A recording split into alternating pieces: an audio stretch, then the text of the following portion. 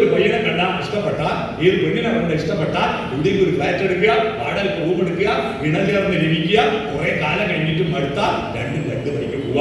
അതിലുണ്ടാകുന്ന കുട്ടികളെ അച്ഛൻ നോക്കുവോ? ഞാൻ പഞ്ചായത്തിൽ കഴിഞ്ഞ ദിവസം പഞ്ചായത്ത് പ്രസിഡന്റുമാരുടെ മീറ്റിംഗിൽ ഞാൻ പറഞ്ഞു, നിങ്ങൾ അടുത്ത് തന്നെ ലിവിംഗ് ടുഗദറിലുള്ള അനാഥ കുട്ടികളെ പോറ്റാൻ വേണ്ടി പ്രത്യേക മന്ദിരം ഉണ്ടാകേണ്ടിയിരുന്നു. ഈ കുട്ടികൾക്ക് അച്ഛനമ്മ എന്ന ബന്ധങ്ങളിൽ നിന്നെല്ലാം വിട്ടിട്ട് മൃഗങ്ങളെ പോലെ വളരണമെന്നാണോ പറയുന്നത്? അപ്പോ ഈ പാട്ട് വന്നതിന് ശേഷമാണ് ഈ ഒരു സ്വഭാവം കേരളത്തിലെ കുട്ടികളുടെ ഇടയിൽ വളർന്നത്. അപ്പൊ പാട്ട് വെറും തമാശ പാട്ടാണ്, പാട്ട് തമാശ കളിയാണോ? പാട്ട് നമ്മുടെ പുതിയ തലമുറയെ മെല്ലെ മെല്ലെ അരിച്ചരിച്ച് സ്വാധീനിക്കുന്നുണ്ട്. അതുകൊണ്ട് പാട്ട് ഒരു പ്രധാന ഘടകം തന്നെയാണ്. അതുകൊണ്ട് കട്ടച്ചോര കൊണ്ട് ജ്യൂസ് അടിച്ച് സോഡാ സർബത്തൊന്ന് പാടിക്കൊണ്ടിരിക്കുന്ന ഇവന്റെ ഉള്ളിൽ അത് ഓർമ്മ വരും. അതിങ്ങനെ അവന്റെ മനസ്സിൽ ഭീകരതയിലേക്ക് മാറിക്കൊണ്ടിരിക്കും. ആ യാതൊരു തർക്കവുമില്ല. ഞാൻ എവിടെയും വാദിച്ചു ജയിക്കും, അക്കാര്യത്തിൽ എനിക്ക് തർക്കമില്ല. അത് കുട്ടികളെ മനഃശാസ്ത്രപരമായി നെഗറ്റീവിലേക്ക് നയിക്കും. അതുകൊണ്ട് നാദം, നമ്മുടെ കുടുംബത്തിൽ നാദം വേണം. അതുകൊണ്ടാണ് മനസ്സാകുന്ന പത്മതീർത്ഥത്തെ ഉണർത്താൻ വേണ്ടി വയലാർ പാട്ടെഴുതിയത്. ആ ഗായത്രി മന്ത്രത്തെ കുറിച്ച് വയലാറിന് പാട്ടെഴുതിയല്ലോ. പത്മതീർത്ഥമേ ഉണരും, മാനസ പത്മതീർത്ഥമേ ഉണരും, അഗ്നിരഥത്തിലുദിക്കുമുഷസ്സിൻ അർഘ്യം നൽകൂ, ഗന്ധർവ സ്വരഗംഗയൊഴുകൂ, ഗായത്രികൾ പാടൂ. ഓം സത്സവിതുർവരേണ്യം ഭർഗോ ദേവസ്യ ധീമഹി ധിയോ യോ ന പ്രചോദയാത്. ഇതാണ് വേദങ്ങളുടെ മൂലമന്ത്രം. പാട്ട്. ഈ പാട്ടിലേക്ക് ഭാരതത്തിൽ ആദ്യത്തെയും അവസാനത്തെയും നോബൽ സമ്മാനം കിട്ടിയ കൃതി ഏതാ? ഗീതാഞ്ജലിയാണ്. ആദ്യത്തെയും അവസാനത്തെയും. അതെന്താ? ഗീതങ്ങളുടെ അഞ്ജലിയാണ്. നമ്മുടെ രാജ്യത്തിന്റെ ഫിലോസഫി മുഴുവൻ എഴുതി വെച്ചിട്ട് കൊണ്ട് നടക്കുന്ന, എടുത്ത് ഉപയോഗിക്കുന്ന കൃതിയുടെ പേരെന്താണ്? ഗീതയാണ്. അല്ലേ? ഗീതയാണ്. ഗീതാഞ്ജലിയിൽ എനിക്ക് ഏറ്റവും ഇഷ്ടപ്പെട്ട ഒരു ഗീതം ഏതാണ്?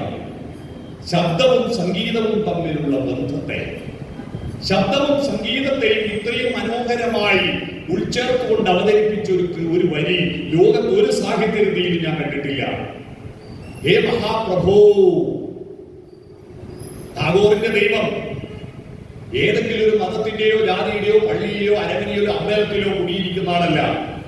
അമ്പലത്തിൽ ഇല്ലെന്ന ടാഗോർ പറയുന്നത്.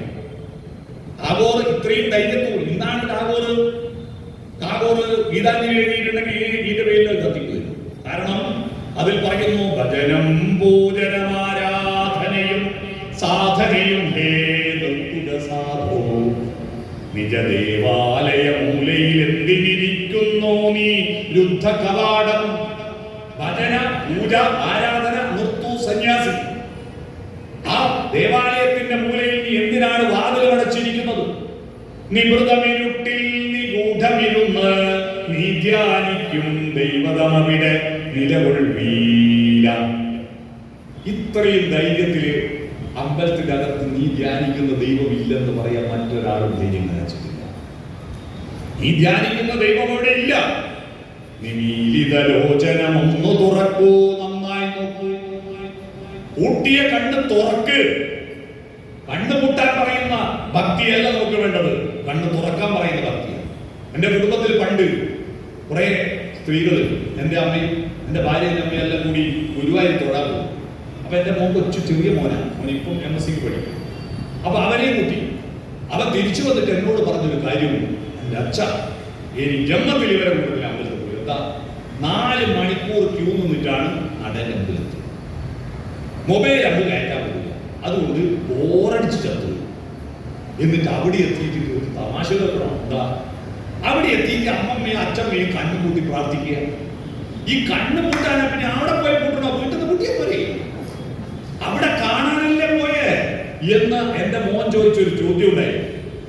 നിമീലിതലോചനം ഒന്ന് തുറക്കൂ,